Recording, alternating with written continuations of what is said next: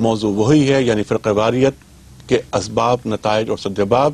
محسن نقوی صاحب، آپ نے بہت اچھی بات کی اور آپ نے تو برائے وصل کردن آمدی نئے برائے فصل کردن آمدی کی بات فرمائی۔ اور بھی بہت سی تجاویز ہیں سر۔ محسن نقوی صاحب، ڈی ویپنائزیشن میں جی بالکل اسلحے سے پاک معاشرہ چاہیے ہمیں۔ اسلحے سے پاک معاشرہ کے بغیر جب تک اسلحہ کی بھرمار ہے جی، اور وہ اسلحہ مسلمانوں پہ استعمال نہیں ہوگا، قرآن کریم کا سر وہ ارشاد ہو رہا ہے۔ میں نے جی ہو رہا ہے۔ 81 میں کہا تھا کہ یہ جو افغان اسلحہ ہے، میں نے یہ ریکارڈ کی بات ہے، اللہ تعالیٰ 1981 میں یہ اسلحہ، یہ گنے پھر ہم مسلمانوں پر بھی نافذ حکومت تھی تو فرقے 81 میں جماعتوں پہ پابندی کیوں نہیں؟ ہم نے تو بالکل ان کی حوصلہ شکنی کی، ہم نے تو کی۔ جی بالکل، وزارت قانون جب آپ کے پاس تھی اس زمانے میں آپ کا جو کردار اور آپ کا جو رویہ رہا، اس پر گفتگو ہم فی الحال نہیں کریں گے، لیکن اقبال حضرت اور صاحب امام نے یہ بات بارگاہ بہت کو اچھی سیاسی مقاصد کے لیے لیے استعمال نہیں کرنا یا چاہیے۔ کسی بھی مقصد صرف ڈی اور ویپنائزیشن صرف ہونا چاہیے، عبادت کے لیے بس۔ بالکل ٹھیک ہے اقبال حضرت صاحب، آپ کی بہت اچھی بات،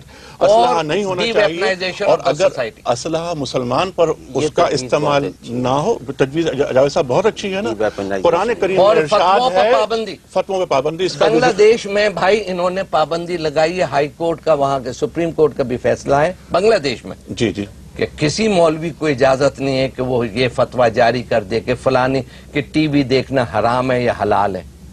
یعنی کہ ہمارے ہاں تو ایسے ایسے فتوے چھپتے ہیں کہ کسی سے پوچھے کہ یہ ٹی وی دیکھنا حضرت جائز ہے، ان کا نہیں بی بی، ٹی وی دیکھنا ہی نہیں، ٹی وی کا رکھنا بھی حرام ہے۔ اب آپ لوگ ٹھیک ہے، نہیں ہماری گفتگو، ہماری اقبال حضرت صاحب یہ گفتگو ہماری نہیں ہو رہی کہ صاحب فتوے کس طرح جاری ہو رہے ہیں، لیکن آپ کی یہ بات بہت وزنی ہے، یہ بات بہت وزنی ہے کہ اسلحے سے پاک معاشرہ ہونا چاہیے، کسی کو یہ حق نہیں پہنچتا۔ قرآن کریم کا ارشاد ہے جس نے ایک انسان کو قتل کیا اس نے پوری انسانیت کو قتل کیا۔ سورہ فتح میں اللہ تعالیٰ فرماتے ہیں کہ محمد رسول اللہ والذین معہ اشداء علی الکفار ورحماء بینہم، کفار پہ تو شدت ہے، جہاد کے معاملے میں قتل تو ہو سکتا ہے لیکن آپس میں رحم دل ہیں مسلمان۔ محسن نقوی صاحب، آپ نے گفتگو کا رخ جس طرف لائے تھے وہ بہت قابل پذیرائی ہے۔ سرکار والا حقائق کا سامنا اگر کیا جائے جس سے امت مسلمہ گریزاں ہے، یعنی کہ خلافت راشدہ ایک حقیقت ہمارے یعنی مسلمانوں کا بیشتر حصہ، یعنی کثرت امت مسلمہ اس بات کو مانتی ہے کہ خلافت راشدہ پر ان کا ایمان ہے، تو کیوں نہ حضرت ابوبکر صدیق رضی اللہ تعالیٰ عنہ، حضرت عمر رضی اللہ تعالیٰ عنہ، حضرت عثمان غنی رضی اللہ تعالیٰ عنہ اور حضرت علی رضی اللہ تعالیٰ عنہ کی خلافت کو آج ایک بہتر اور بڑے حضرت حسن کا اضافہ کیجئے رضی اللہ تعالیٰ، جی میں خلافت راشدہ کو اگر وہاں تک حضرت حسن کا دور بھی اس میں شامل ہے، جی اگر اس کو شامل کر لیا جائے تو آپ کیا فرماتے ہیں محسن نقوی صاحب؟ بنیادی طور پہ بات یہ ہے کہ ہم اس پہ اصولی بات یہ کہیں گے کہ ہماری قوم تاریخ میں ماضی میں جی رہی ہے اور اس کو حال کی فکر نہیں۔ اگر آج تمام اہل تشیع یہ متفق ہو کے کہہ دیں کہ ان چاروں خلفاء کی، ان خلفاء ثلاثہ کی خلافت صحیح تھی، ہماری اور آپ کی زندگی کے اوپر کوئی اثر نہیں پڑے گا۔ یا اگر آج اہل تسنن مل کے یہ کہہ دیں کہ اس دور میں فرض کیا کہ بہتر تھا کہ حضرت علی کو پہلے خلافت ملتی، تو بھی آج کے انسان کے اوپر کوئی اثر نہیں پڑے گا۔ ہم ماضی میں رہنا چھوڑیں اور حال کی بات کریں کہ کس طرح سے ہے۔ اور ایک بات ہم اور عرض کریں گے کہ جو ہم نے عدم علم کے شروع میں بات کی تھی، یہ جو بات ڈاکٹر صاحب نے فرمائی ہے بالکل ٹھیک ہے، اور یہ بھی عدم علم کی وجہ سے۔ ہم آپ کو حوالہ دیتے ہیں بہار الانوار طب جدید جلد نمبر 22 باب نمبر 8، 19 حدیثیں ائمہ کرام علیہ السلام کی موجود ہیں، صحابہ کرام رضوان اللہ علیہم کی فضائل میں، مہاجرین و انصار کے فضائل میں۔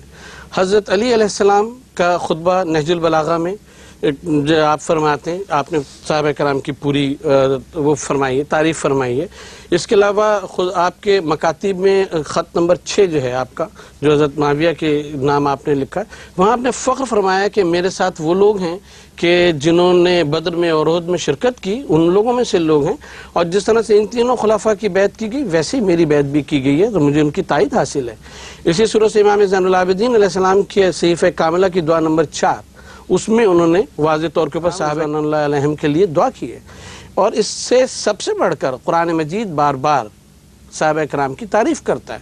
تو اہل تشیع کے ایمان میں یہ بات داخل ہے کہ تا وقت کہ کسی صحابی کے بارے میں کہ جو صحابی رہا بعد میں مرتد ہو گیا، ایسے بھی حضرات ہیں کہ ان کے بارے میں تو لب کشائی کی جا سکتی ہے، لیکن قرآن مجید جس کی تائید کرتا ہے اس کے بارے میں کوئی لب کشائی نہیں کی جا سکتی. یہ وہ لوگ کہ جنہوں نے اپنے ویسٹڈ انٹرسٹ کے تحت اپنی دکانیں چمکانے کے لیے، اپنی معیشت کو کرنے کے لیے انہوں نے یہ ساری چیزیں. لیکن حضرت اس میں یہ بتائیے کہ اگر آج کوئی ایسی حرکت کرتا ہے تو اسے سزا دی جانی چاہیے کہ نہیں؟ آپ کتابوں کے حوالے دے رہے ہیں، لیکن اس وقت صورتحال کیا ہے؟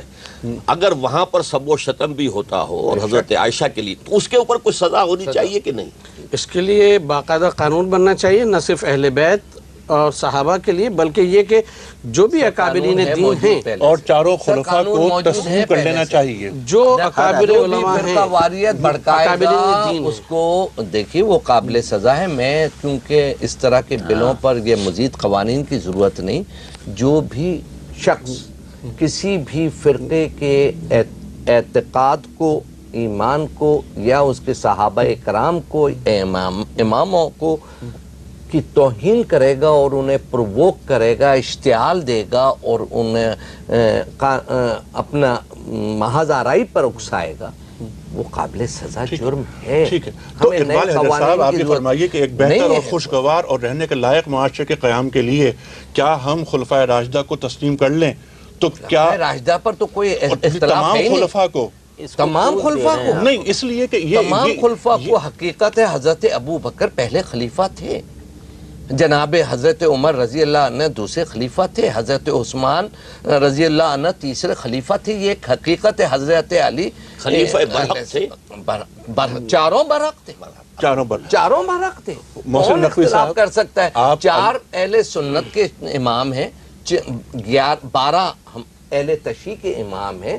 اہل تشیع اپنے اماموں پر ایمان رکھتے ہیں، اہل سنت اپنے 4 اماموں پر ایمان رکھتے ہیں. لیکن میں یہ درد مندانہ انداز سے یہ کہنا پڑتا ہے کہ تمام کو فائدہ پہنچے گا، جس سے امت مسلمہ ایک ہوگی. محسن نقوی صاحب اس بات کو ذرا آپ آگے اور اس سنت پر عمل نہ کریں. لیکن انیق جی مجھے دکھ ہے سوائے حضرت ابو بکر رضی اللہ عنہ جو کہ اپنی عمر رسیدی کی وجہ سے نیچرل وفات پا گئے. مجھے بہت دکھ ہے کہ وہ معاشرہ نہ قائم کریں کہ ہمارے باقی تینوں خلیفہ قتل ہوئے، شہید ہوئے. ہمارے چاروں امام وہ کسی اختلاف کی وجہ سے قتل نہیں ہوئے. ایک مجوسی نے، غیر مسلم نے، اگر کینیڈی اسیسینیٹ ہو سکتا ہے تو یہ معاملہ جو ہے اس کو شامل نہیں. ہمارے چاروں اہل سنت کے امام قتل ہوئے، ہمارے 11 اہل تشیع کے امام قتل ہوئے. ایک اس روایت سے اجتناب کریں. ہم انہیں تسلیم کرتے ہیں، ہم ائمہ کی بات کر رہے ہیں. انہیں قتل نہ کریں. شہید ہوئے، شہید 12ویں امام تو غائب ہے نا، امام مہدی علیہ السلام. 11 کو قتل تو نہیں ہوئے، 11 غیر فطری موت، انہیں یا تو زہر دیا گیا یا جنگ میں مارے گئے. تاریخی تمام غیر فطری موت مارے گئے.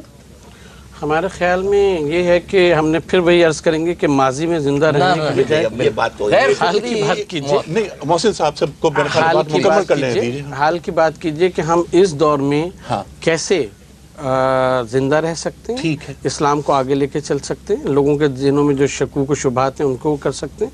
یہاں تک ڈاکٹر صاحب نے یہ فرمایا کہ خلفاء ثلاثہ اور ان کو برحق ماننا، خلافت راشدہ کو برحق ماننا. مسئلہ یہ ہے کہ کوئی بھی یہ دیکھیں ہمارے وہاں کے اصطلاحات ہیں ڈی فیکٹو اور ڈی جور کے، ورنہ یہ کہ جو چیز ایک تاریخی حقیقت ہے اس کو آپ کہیں یا نہیں کہیں اس سے کیا فرق پڑتا ہے. بطور گلیلو کے کہ میں کہوں زمین گھوم رہی ہے نہیں گھوم رہی ہے، اس سے کیا فرق پڑتا ہے؟ جو ہو گیا. لیکن اس کو وجہ اختلاف اگر بنانا اور اس کو ایک نزاعی مسئلہ بنا لینا. ہم یہ عرض کرتے ہیں کہ اگر حضرت علی علیہ السلام نے تینوں کے خلاف، تینوں خلفائے ثلاثہ کے خلاف اگر تلوار نکالی ہوتی تو اس مسئلے کے اوپر اختلاف کی گنجائش تھی. اور اگر انہوں نے سب کے ساتھ کوآپریشن کیا، بلکہ یہ فرمایا، کسی نے پوچھا ان کے دور میں کہ یہ بتائیے کہ ان تینوں حضرات کا دور جو ہے وہ بہت ہی اچھا گزرا اور آپ کا اتنی نزاعی اس میں گزرا، تو آپ نے فرمایا کہ ان کا مشیر میں تھا، میرے مشیر تم جیسے لوگ ہیں. وجہ فرمایا. تو جب وہاں یہ شیر و شکر ہے تو ہم اس کی بنا کے اوپر کیوں ایک دوسرے سے لڑتے ہیں؟ وجہ فرمایا. اور جس طرح حروف تہجی میں سین اور شین ساتھ ساتھ ہیں، اس طرح امت مسلمہ میں سنی اور شیعہ ساتھ ساتھ ہیں. یہ ہمارے فروعی اختلافات ہیں، ان کو دور ہونا چاہیے. بالکل سے بالکل ٹھیک ہے. محترم خواتین و حضرات، آپ نے ہمارے عہد کے ممتاز علماء اور دانشوروں سے انتہائی سنجیدہ، انتہائی حساس موضوع پر بہت اچھی، بہت توانا، بہت عالمانہ گفتگو سماعت کی۔ اس گفتگو کے نتیجے میں آپ کے ذہن میں یقیناً کچھ نہ کچھ سوالات پیدا ہوئے ہوں گے۔ آپ میں سے وہ حضرات، وہ خواتین جو ہمارے کسی بھی شریک سے کوئی سوال کرنا چاہیں، ان کو ہم خوش آمدید کہیں گے۔ آپ ہمارے کسی بھی مہمان سے سوال کر سکتے ہیں۔ میرا سوال تمام حضرات سے ہے۔ ایک تو وہ یہ ہے کہ ہمارے ہاں جو غلط عقائد جو قائم ہے عام طور پر، اس پر لوگوں کا اصرار بھی بہت زیادہ ہوتا ہے، تو اس کی اصلاح کس طرح کی جا سکتی ہے؟ دوسرا سوال جو ہے وہ اقبال حیدر صاحب سے بالخصوص ہے کہ پیپلز پارٹی 2 بار اقتدار میں رہی، تو آپ نے جیسا کہ فرمایا کہ معاشرے میں اصلاح کے لیے ایک تو اسلحہ سے پاک جو ہے وہ معاشرے کی ضرورت ہے، دوسرا یہ کہ قوانین کے اطلاق کی بہت ضرورت ہے، تو اس سلسلے میں کیا سنجیدہ کوششیں کی گئیں؟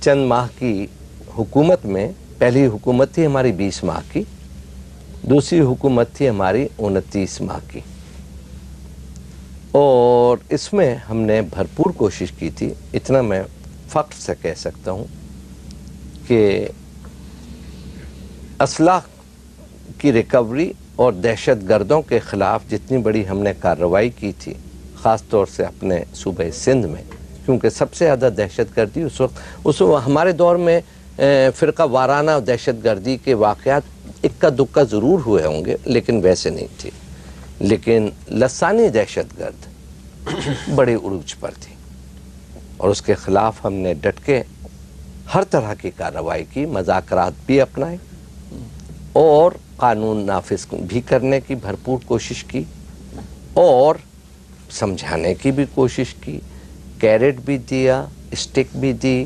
اور جہاں تک ممکن ہو سکتا تھا۔ ہاں یہ بتا دوں کہ ہم نے ہمارے اقتدار میں آنے سے پہلے یہاں سندھ میں آرمی آپریشن نافذ تھا، ہم نے اس آرمی آپریشن کو وڈرا کیا اور عام سویلین فورسز کے ذریعے سے قانون نافذ کرنے میں کسی حد تک ضرور کامیابی ہوئی ہے۔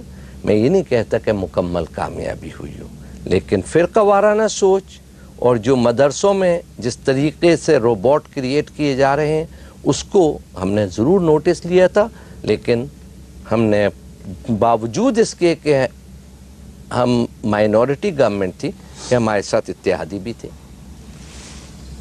پیپلز پارٹی کے پاس ایبسولوٹ میجورٹی نہیں تھی، دوسری مذہبی جماعتیں بھی تھیں ہمارے ساتھ، مولانا فضل الرحمان بھی تھے، جماعت وہ مسلم لیگ جیم بھی تھی جو کہ بہت مذہبی سوچ رکھتی تھی، اس کے باوجود ہم نے سب کو ساتھ لے کر چلنے کی کوشش کی۔ میں یہ ہم دعویٰ نہیں کرتا کہ ہم نے کوئی بہت بڑے 30 مارخواں تھے، لیکن کوشش تھی جس میں بھرپور کامیابی بھی ہو جاتی اگر بھرپور ہمیں دور اقتدار بھی مل جاتا۔ ٹھیک، خاتون آپ سوال کرنا چاہ رہی ہیں؟ میں چاروں حضرات معزز کرام سے پوچھنا چاہوں گی کہ ہمارا ملک پاکستان بنیادی طور پر 2 قومی نظریے کی بنیاد پر حاصل ہوا ہے۔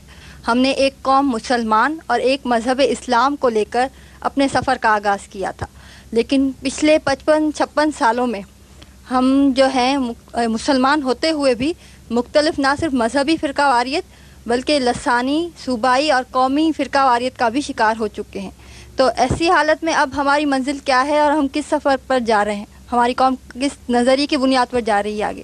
تو اس بارے میں ہمارے یہ علماء کرام اور دانشور حضرات کیا کہنا چاہیں گے کہ موجودہ صورتحال ہماری قوم کو کہاں لے کر جا رہی ہے؟ جی اسرار صاحب۔ جی بسم اللہ الرحمن الرحیم، آپ نے بہت اہم مسئلہ اٹھایا ہے، اور الحمدللہ کہ پاکستان بننے کے بعد چند سالوں تک ہمارا عمل اسی رخ پر چلا تھا۔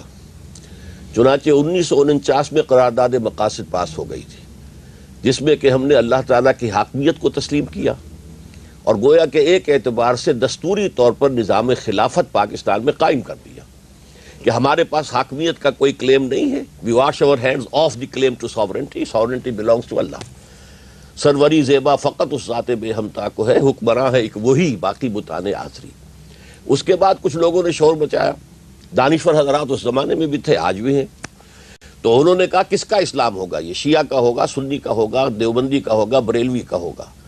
تو سن 50 میں پھر جملہ مکاتب فکر کے چوٹی کے علماء، شیعہ چوٹی کی قیادت، اہل حدیث چوٹی کی قیادت، جماعت اسلامی کی چوٹی کی قیادت، دیوبندیوں کی چوٹی کی قیادت، بریلویوں کی چوٹی کی قیادت، ان سب نے 22 اصول دے دیے کہ یہ دستور ہمارے لیے یہ متفق علیہ ہے، ہمارے اختلاف کو بنیاد مت بناؤ، تم نہیں چلنا چاہتے اسلام کی طرف لیکن تم ہمارے اوپر الزام دینا چاہتے ہو تو یہ لو، یہ 22 اصول ہم دے رہے ہیں، متفق علیہ دستور بناؤ۔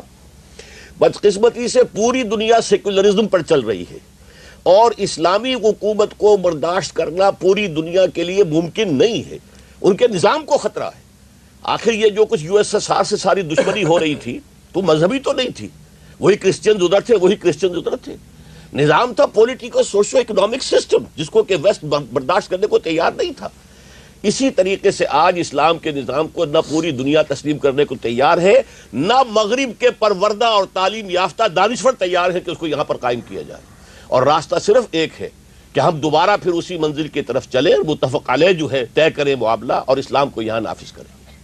جی وہ پیچھے جو حجاب میں خاتون ہے وہ سوال کرنا چاہیں گی۔ جی سینیٹر صاحب سے میرا سوال ہے کہ انہوں نے رینیسنس کی بات کی، آپ نے کہا کہ جب انہوں نے اپنے مذہب کو ایک طرف رکھا تو ان کی ترقی ہوئی، لیکن اب جو ہم ان کے ریزلٹس دیکھ رہے ہیں، جو مورل بینکرپسی اور جو ان کی فیملیز ڈی جنریٹ ہو رہی ہیں جس طرح سے، تو اور ان کی جو ترقی وہ تو انڈسٹریل ریولیوشن تھی، وہ اکنامک ترقی کو اگر ہم مذہب کی وجہ سے ہم سمجھیں کہ یہ ترقی ہماری مذہبی وجہ سے رکی ہوئی ہے، اور کیا ہم اس طرح کی ڈی جنریشن اپنی سوسائٹیز میں چاہیں گے کہ جس پوائنٹ یہ ہے ڈی جنریشن کی بات نہیں ہے، ایک احساس آزادی اور آزاد جبر میں کبھی بھی پرورش نہیں ہوتی تخلیقی عمل کی، یہ ایک مسلمہ حقیقت ہے۔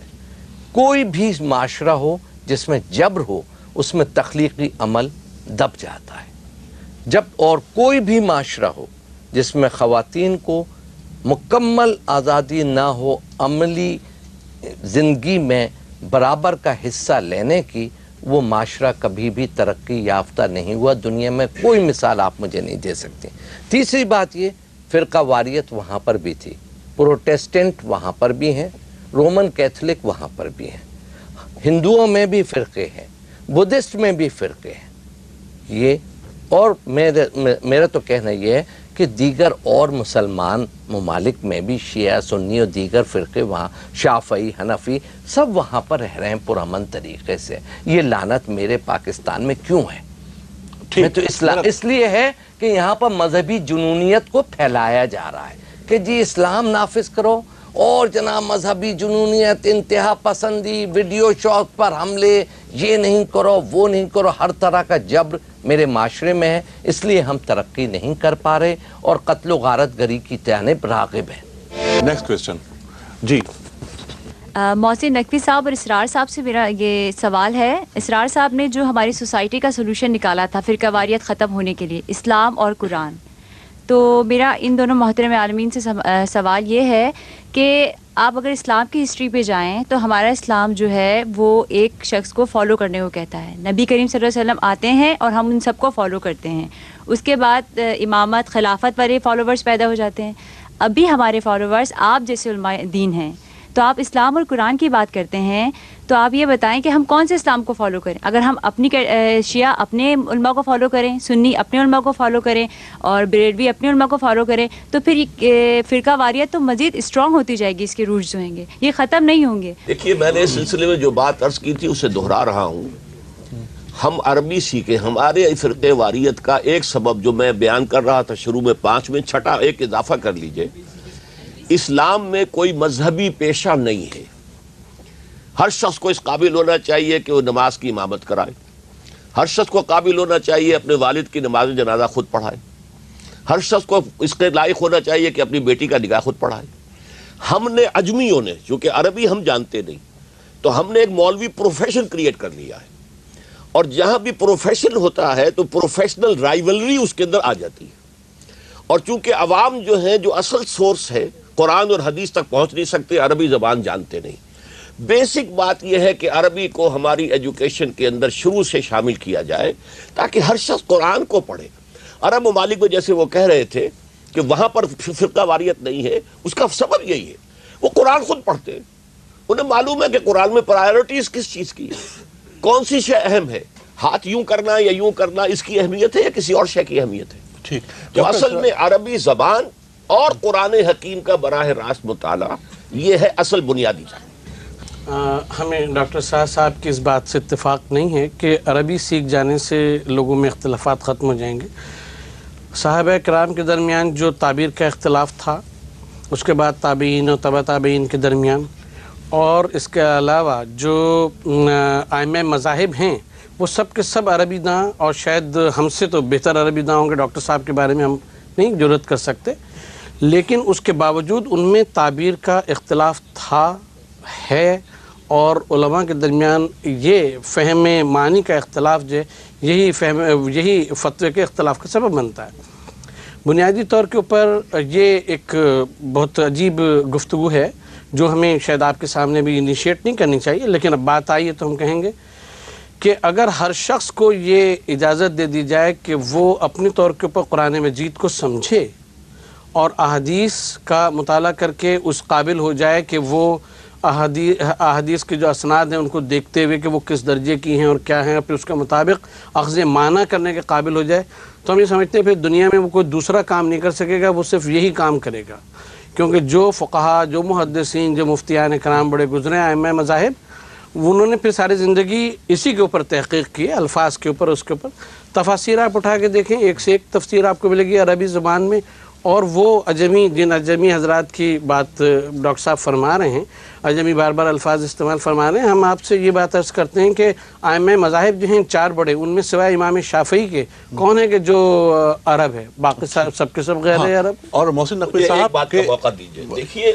2 چیزوں میں فرق کیجئے، ایک ہے اختلاف، ایک ہے فرقہ بندی، تفرقہ۔ اختلاف میں کوئی اختلاف نہیں ہے، بلکہ قرآن مجید میں تو ہے وَلِذَالِكَ خَلَقَهُمْ، اللہ نے پیدا کیا، شکلیں مختلف بنائی ہیں، لوگوں کے مزاج مختلف بنائے ہیں، یہ جو گونا گونی ہے اس کائنات کے اندر، یہ در حقیقت اس کائنات کا حسن ہے۔ اختلاف اپنی جگہ پر ہے، تفرقہ ہو کر کہ کوئی ایک کو کافر کہے، دوسرا دوسرے کو کافر کہے، اور من دیگرم تو دیگری، یہ نہیں تھا ان کے اندر، اور یہی چیز آج بھی عرب ممالک میں نہیں ہے، اس لیے کہ وہ کم سے کم قرآن مجید حدیث کو خود پڑھتے ہیں تو انہیں معلوم ہے کہ کیا چیز اہم تر ہے اور کیا چیز سیکنڈری اہمیت کی یا ٹرشری اہمیت کی حامل ہے۔ ٹھیک، اچھا آپ کی اس بات پر کہ عربی جاننا چاہیے مسلمانوں کو، محسن نقوی صاحب اس بات سے خلاف کرتے ہیں، جبکہ ڈاکٹر صاحب آپ یہ فرمائیے کہ امام شافعی نے یہ فرمایا کہ ہر مسلمان پر عربی کا علم واجب ہے۔ میں اس سے متفق ہوں، ہر پڑھے لکھے انسان پر، یعنی اگر کوئی بالکل دیہاتی ہے بیچارہ جس نے نہ اردو پڑھی نہ کچھ اور پڑھا تو اس کا معاملہ اور ہے، ہر پڑھے لکھے اور صاحب استعداد مسلمان پر لازم ہے کہ عربی زبان سیکھے، اچھا، اس لیے کہ قرآن عربی ہے۔ ٹھیک، اس موضوع پہ ہم احمد جاوید صاحب کی رائے لیتے ہیں۔ احمد جاوید صاحب، میں تو خود ہی عربی نہیں جانتا۔ نہیں، آپ یہ فرمائیے کہ عربی جان لینے سے ہمارے بہت سارے جو مسائل ہیں عجمی ہونے کی وجہ سے ہاں کیا دور نہیں ہو سکے؟ دیکھیں، دین ایک ڈسکورس ہے، اور ڈسکورس کا پورا فہم جو ہے اس کی تاثیر محسوس کیے بغیر نہیں ہوتا، تو آپ اس ڈسکورس کی زبان کو اگر نہیں جانیں گے تو اس کی تاثیر کو اپنے اندر جذب کرنے سے قاصر رہیں گے، لغت اس تاثیر کا بدل نہیں ہے۔ ٹھیک، اور اس سے ہمارے جو فرقہ واری جو ہمارا آج کا موضوع ہے اس کو کم ہونے میں، اس کی شدت میں کمی ہوگی، کیونکہ دین پھر تاثیر بن کے میرا مزاج متشکل کرے گا، تو اس مزاج میں وہ ایک وسعت ہوگی۔ بہتر، جی آپ سوال کیجیے۔ میرا سوال مولانا اسرار صاحب سے ہے۔ سر، میں آپ سے پوچھنا ہی چاہتا ہوں کہ مذہب اسلام اور پاکستان میں مسلمان کی تعریف کیا ہے؟ سمپل سا یہ سوال ہے، ذرا پلیز اس کے اوپر ذرا روشنی ڈال دیں۔ ذرا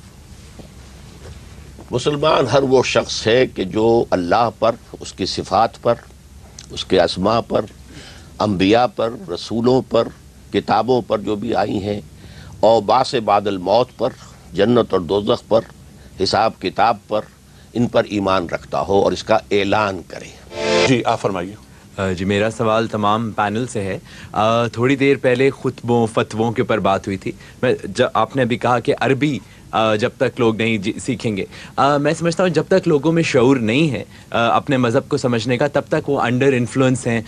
جو ہمارے مساجد میں خطبے جمعے کے دن دیے جاتے ہیں، مولوی حضرات دیتے ہیں، ان میں سے میرے خیال سے پینل اتفاق کرے گا کہ بہت زیادہ کچھ خطبے ایسے ہوتے ہیں جہاں ایسی باتیں جو اسلام کے خلاف میں سمجھتا ہوں جاتی ہیں یا تعلیمات کے خلاف جاتی ہیں، غلط چیزیں جو لوگ سنتے ہیں، کیا اس سے بہتر یہ نہیں کہ حکومت ان خطبوں ان چیزوں کو کنٹرول کرے، بین لگائے؟ ہمارے جو اسکالرز بیٹھے ہوئے ہیں، ہمارے ریلیجس لیڈرز جو ہیں، وہ مل کے خود ایک ایسا طریقہ نکالیں جہاں یہ خطبوں پہ کچھ عرصے تک کنٹرول ہو، اور پھر ایک جوائنٹ ڈیسیجن سے ایک فارمیٹ بنایا جائے جس کے تھرو وہ خطبے لوگوں تک پہنچائے جائیں اور صحیح تعلیم اسلام. یہ سوال اس کا پہلی بات آپ یہ فرمائیے کہ جواب کس سے چاہیں گے؟ پینل سے، تمام سب سے. اچھا، یعنی سوال آپ کا یہ ہے کہ اس کو اگر پریسائز کر لیا جائے کہ جمعے کے خطبوں کو اگر حکومت کنٹرول کر لے جس طرح عرب ممالک میں ہوتا ہے، تو کیا پاکستان کے لیے وہ بہتر ہوگا یا ہم مزید زوال کا شکار ہو جائیں گے؟ محسن نقوی صاحب، آپ فرمائیے. ہم یہ بات آپ سے عرض کریں گے کہ بنیادی طور پہ ہم پھر یہ کہیں گے کہ قانون سازی کبھی بھی حالات کو نہیں بدلتی ہے جب تک کہ فہم اور شعور جو ہے وہ پیدا نہ کیا جائے. علماء ما سبق کا طریقہ یہ تھا جس کو معاوضہ کہا کرتے تھے، اس میں ایک دو متعلقہ آیات قرآنی اور پھر احادیث نبوی کا انتخاب، اپنے پاس سے اس میں سیاست اور یہ اور وہ چیزیں شامل نہیں کیا کرتے تھے. مجالس اور عمالی کے نام سے کتابوں کا ایک بڑا سلسلہ ہے کہ جو علماء اہل تشیع اور علماء اہل تسنن کی مشہور ہیں، اور ان میں آپ دیکھیں گے کہ جو تقریریں ہیں، جو معاوضے ہیں، اس میں قرآن مجید کی آیات ہیں اور احادیث نبوی کا اس موضوع کے اوپر انتخاب ہے. اگر یہ ایک ضابطۂ اخلاق علماء خود طے کر لیں کہ ہمیں اپنی طرف سے فضولیات کہنے کے بجائے بہتر ہے کہ ہم صرف وہ انتخاب پیش کریں کہ جو حدیث کا اور قرآن آیات کا ہے، تو اس میں قانون بنانے کی ضرورت نہیں. جب ہمیں خود یہ شعور ہوگا تو ہم خود بخود یہ بات کرنے لیں. یعنی علماء آپس میں خود طے کر لیں، گورنمنٹ کنٹرول نہ ہو. یہ ادارہ گورنمنٹ کنٹرول نہیں کر سکتی. دیکھیے، ہم پھر یہ بات عرض کرتے ہیں کہ اگر ہمارے دماغ میں کچھ اور چل رہا ہے اور ہم بول کچھ اور رہے ہیں، تو شریعت کی نگاہ میں ہم منافق ہوں یا نہ ہوں، ہم اپنے اللہ کے نزدیک ضرور منافق ہیں. ڈاکٹر صاحب، یہی سوال آپ سے. میرا یہ خیال ہے کہ اصل میں پاکستان کے حالات ہیں بہت مخصوص. ہم جو رہے تقریباً 200 یا 150 برس انگریز کے غلام، تو اس دور میں ہمارے ہاں مذہبی انتشار پیدا ہو گیا، کیونکہ سرکاری کوئی محکمہ جو ایسا نہیں تھا کہ جو کنٹرول کرے اور جمع رکھے. اس سے یہ مختلف جو مکتبہ ہائے فکر ہیں وہ انڈیپینڈنٹ ہو گئے، ان کے اپنے مدارس، اپنی جماعتیں، اپنی مساجد. وہ سلسلہ پاکستان میں وہاں سے وہ لیگیسی چلی آ رہی ہے. کوشش کئی دفعہ ہوئی ہے. یہ سب سے پہلے صدر ایوب صاحب نے کوشش کی تھی کہ اوقاف ڈپارٹمنٹ کو وسعت دی جائے اور علماء کو اچھی تنخواہیں دی جائیں ان کو، اور رفتہ رفتہ تمام مساجد جو ہیں وہ اسی طرح جو منظم ہو جائیں جیسے ترکی میں ہے یا جیسے اور مسلمان ممالک میں ہے. لیکن ہمارے ہاں علماء کا ہولڈ کافی ہے عوام پر، اور نمبر 2 یہ کہ وہ سیاست کے اندر بھی دخل دیتے ہیں. اس حوالے سے ایسی ہر کوشش ابھی تک ناکام ہوئی ہے، اور علماء کا اس پر جمع ہو جانا تقریباً ناممکن ہے. اس لیے کہ میں آپ سے عرض کر چکا ہوں کہ یہاں جو ہم نے ایک بیوروکریسی پیدا کر دی ہے، مذہبی بیوروکریسی ہے، ایک پروفیشنلزم ہے. اس پروفیشنل رائیولری از دی رول دنیا کے اندر. تو پھر یہ کہ اس کا، اور ہماری بہت سی مذہبی جماعتیں جو ہیں وہ مولویوں کی ٹریڈ یونینز ہیں. اصل میں یہ صورتحال جو بن رہی ہے، جب تک کہ عوامی سطح پر دین کا شعور نہیں بیدار ہو جائے گا، اور ایک عام آدمی بھی، پڑھا لکھا آدمی، وہ قرآن اور حدیث کو خود نہیں سمجھے گا، اس وقت تک اس صورتحال میں کوئی تبدیلی نہیں آ سکتی. وجہ فرمایا. نہیں، یہ سوال کیونکہ پورے پینل سے ہوا تھا. احمد جاوید صاحب، نہیں اس بابت آپ فرمائیے، کیا یہ سوال اپنی سینسٹیو ہے سوال بہت، کیا یہ جمعے کے خطبے گورنمنٹ کنٹرول ہوں؟ جی ہاں، کیونکہ جب تک وہ اسٹیٹ پوری طرح اسلامک نہ ہو، یہ پابندی خطرناک ہے. اس سے زیادہ خطرناک ہے جتنا خطبوں سے پیدا ہوتا ہے نقصان، اس سے زیادہ اس سے. ٹھیک. میرا سوال جو ہے وہ اسرار صاحب سے ہے. انہوں نے ابھی کہا کہ تھوڑی دیر پہلے یہ کہا کہ سب علماء دین کا جو ہے وہ ایک پلیٹ فارم پر جمع ہونا خطرناک ہے. تو میں یہ کہنا چاہوں گی، ان سے یہ پوچھنا چاہوں گی کہ حضرت صلی اللہ علیہ وسلم نے جب اسلام کی بنیاد رکھی تھی تو انہوں نے لفظ مسلمان استعمال کیا تھا. تو آپ مجھے بتا سکتے ہیں کہ ایک پلیٹ فارم پر جمع ہونا کیوں خطرناک ہے؟ کیا حضرت صلی اللہ علیہ وسلم سنی تھے یا پھر شیعہ؟ پہلی بات تو یہ ہے کہ میں نے یہ لفظ ہرگز استعمال نہیں کیا کہ یہ خطرناک ہے. یہ آپ مجھ پر الزام لگا رہی ہیں بے بنیاد. یہ بات جاوید صاحب نے کہی ہے کہ جب تک اسلامی ریاست صحیح طور پر قائم نہ ہو اس وقت تک اگر مساجد کا کنٹرول حکومت کو دے دیا جائے تو وہ خطرناک دین کے لیے نقصان دہ ہوگا. میں نے صرف یہ کہا تھا کہ حالات موجودہ یہ ممکن نظر نہیں آتا. دیکھیے ایک آئیڈیلزم ہے, آپ بہت اعلیٰ ایک اپنے نصب العلم رکھیں. علامہ اقبال کا حال یہ تھا کہ ایک طرف وہ امت کی وحدت کے قائل تھے, ایک ہو مسلم حرم کی پاسبانی کے لیے نیل کے ساحل سے لے کر تا بخاک کاشغر, ایک امت. لیکن ساتھ ہی وہ اپنے لیکچرز میں کہتے ہیں اس وقت صحیح صورتحال یہ ہے کہ دنیا میں کوئی ایک امت مسلمہ موجود نہیں ہے. Instead we have a number of Muslim nations. وہ ان کے زمانے میں مسلم نیشنز تھی, آج مسلم کنٹریز ہیں. یہ صورتحال ہے, لیکن ایک امت تو ہے ہی نہیں. تو اس کے حوالے سے میں نے بات کی تھی کہ یہ چیز اس وقت تقریباً ناممکنات میں سے ہے. اس کے لیے جب تک کہ ایک صحیح اسلامی ریاست قائم نہ ہو اور پھر وہ اس رخ پر نہیں لے کر چلے قوم کو. ٹھیک جی خاتون. میرا سوال بھی پینل سے اور بیسکلی دونوں علماء حضرات جو یہاں پر موجود ہیں, یہ سوال ہے کہ جس طرح آپ دونوں یہاں پر موجود ہیں تو کیا کاوشیں کی جا رہی ہیں کہ تمام مسالک کے علماء, تمام فرقوں کے علماء کو ایک جگہ پر جمع کیا جا سکے؟ جہاں تک ہماری ذات کا تعلق ہے, اگر حضرت عمر رضی اللہ تعالیٰ عنہ نے فرمایا تھا کہ اگر فرات کے کنارے ایک کتا بھی پیاسا یا بھوکا مر جائے گا تو میں اس کا جواب دے ہوں. ہم اپنی ذمہ داری کو اس حد تک سمجھتے ہیں کہ کسی بھی نفس انسانی کا قتل ہوتا ہے, چاہے وہ مسلمان ہے یا غیر مسلم, یا اس کے مال اور عرض کو یہاں نقصان پہنچایا جاتا ہے, تو اس میں ہم اپنے کو اس حد تک گناہ گار سمجھتے ہیں کہ صحیح بات لوگوں تک پہنچانے میں ہم نے کوتاہی کی. اور اس سلسلے میں جو بھی کاوش کی جائے گی اس میں ہم قرآن اور حدیث کے ادنا خادم کی طرح سب سے پیچھے ہم ہوں گے. جی اسرار صاحب آپ کچھ کہنا چاہیں گے؟ میرا یہ خیال ہے کہ آپ کا جو مشاہدہ ہے وہ کچھ مبالغے پر مبنی ہے. دیکھیے ہمارے ہاں اس وقت سیاسی میدان میں MMA ایک ہے کہ جس نے اپنے آپ کو ایسرٹ کیا ہے, اس میں شیعہ سنی دونوں موجود ہیں. ساجد نقوی صاحب بھی موجود ہیں, اور اس سے پہلے بھی جو ایک بنا تھا دفاع افغان کاؤنسل اس میں بھی موجود تھے. یہ اصل میں صرف ایک بہت چھوٹی مائنورٹی. مصیبت یہ ہے کہ وہ اقدامات ایسے کر گزرتے ہیں, اور اس سے بھی زیادہ اصل بات کیا ہے, ہمارا دشمن جس کا ہم نے ناطقہ بند کیا ہوا ہے کشمیر میں, وہ ہم سے بدلہ لیتا ہے. وہ جا کر امام بارگاہ میں حملہ کرے گا تاکہ یہ سمجھے کہ یہ سنیوں نے کرایا, سنی کسی کو قاتل کرے گا تاکہ ہم سمجھے شیعوں نے کرایا, تاکہ یہ کشمکش ہو اور پاکستان ڈیسٹیبلائز ہو. اس میں بہت بڑا حصہ جو ہے وہ ہمارے ان دشمنوں کا ہے, موساد, اور اب خاد شروع ہو گئی ہے. اب افغانستان سے بھی وہ حملے شروع ہو گئے. تو اس سے پہلے جو ہندوستان کی تھی را, ان کا اصل میں ہم سے وہ بدلہ لے رہے ہیں کشمیر کا, اور اس کی وجہ سے بدنامی زیادہ ہو رہی ہے کہ شاید یہ فرقہ پرستی کی وجہ سے ہو رہا ہے. کچھ فرقہ پرستی کے قبلی ہے, لیکن یہ جتنا سارا معاملہ اس کے اوپر نہ ڈالیے. جی آپ کچھ اور کہنا چاہیں گے؟ کلامی معاف کیجیے گا, لیکن ایک وہ ہے کہ جہاں تک آپ کچھ سیاسی پارٹیوں کی بات کریں تو وہ پارٹیاں اپنے سیاسی ایجنڈا کو فروغ دینے کے لیے بنی ہیں, اس میں مذہب یا اسلام کا محض ایک نام لیا جا رہا ہے. اور یہ اس بات سے قطع نظر ہے کہ چاہے وہ سنی ہو چاہے وہ شیعہ ہو, لیکن ہم جو یہاں پر بات کریں وہ مسلکی اختلافات کو حل کرنے کے لیے ایک علماء کے پینل کے حوالے سے بات کی گئی ہے. ہم یہ بات عرض کرنا چاہیں گے آپ کے جواب میں کہ ڈاکٹر صاحب کی اس بات سے ہمیں اتفاق نہیں ہے. وہ ہو سکتا ہے راوا کچھ پارٹ پلے کر رہے ہوں. ہم یہ دیکھتے ہیں کہ مسجد میں فائرنگ ہوتی ہے یا امام بارگاہ میں فائرنگ ہوتی ہے, دھماکہ ہوتا ہے یا جو بھی مارا جاتا ہے, اس میں جو کلپریٹس پکڑے جاتے ہیں ان کے نام احمد ہوتے ہیں, حسن ہوتے ہیں, علی ہوتے ہیں, رضا ہوتے ہیں. جو نام ہوتے ہیں وہ ہمارے اور آپ میں سے ہوتے ہیں. تو ہم یہ سمجھتے ہیں کہ پورا بلیم جو ہے وہ برابر کے قوتوں کو ڈال دینا ٹھیک ہے, وہ بھی انسٹیگیٹ کرتی ہیں, لیکن پورا بلیم ان کو ڈال دینا ہم سمجھتے ہیں کہ مسئلے سے پہلو تہی کرنا ہے. اور جب تک ہم ڈاؤن ٹو ارتھ ہو کے ان حقیقتوں کا مقابلہ نہیں کریں گے کہ یہ دہشت گرد ہم ہی میں سے پیدا ہوتے ہیں اور ہمارے ہی لوگ پیدا کرتے ہیں, جب تک ہم نہ اصل مسئلے کو سمجھ سکیں گے نہ اس کو حل کر سکیں گے. بہتر. محترم خواتین و حضرات, ایک انتہائی سنجیدہ اور حساس موضوع پر آپ نے گفتگو سماعت فرمائی.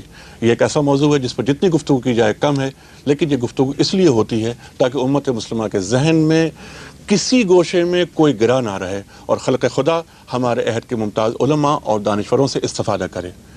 اس کے ساتھ ہی اپنے میزبان انیق احمد کو اجازت دیجیے. اگلے جمعے کو پھر ملاقات ہوگی. خدا حافظ.